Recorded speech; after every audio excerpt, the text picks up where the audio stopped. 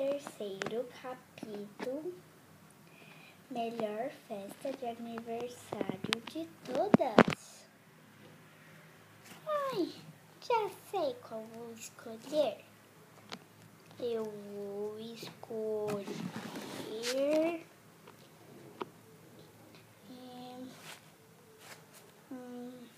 esse rosa. Esse. Ele é bem bonitinho, prático e é bem refrescante. Vou pegar meu sapato que deixei separado no trocador. Pegar. Isso.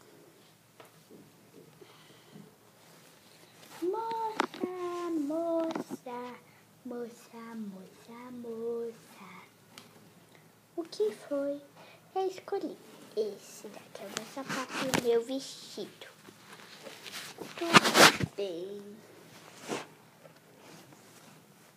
Vou separar. Vou chamar sua mãe. Fica aqui comigo. Ela vai dar uma olhada. Ai. Primeiro, eu não preciso de vestido curto, só preciso do branco.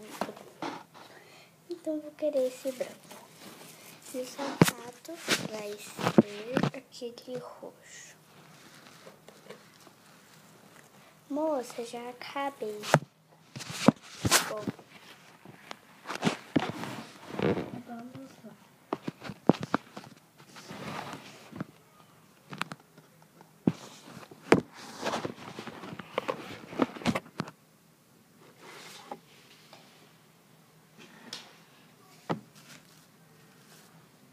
Depois de algum tempo,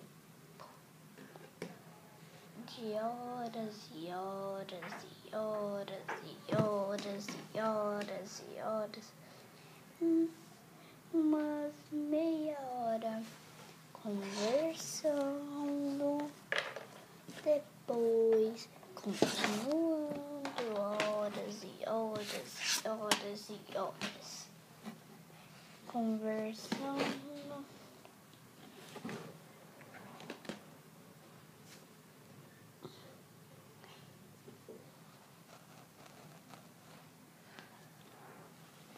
Horas mais horas elas ficam conversando até que chegam num ponto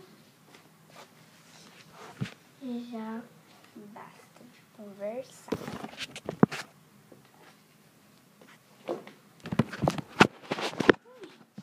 Chega de conversar, gente. Já tá bom, né? Eu acho. Quanto que deu tudo, moça? Ai, meu Deus. Acho que deu 3.000 reais. Tudo isso? Ai, tá bom, eu pago. Toma. Obrigado. Ai, vamos pegar nossas roupas.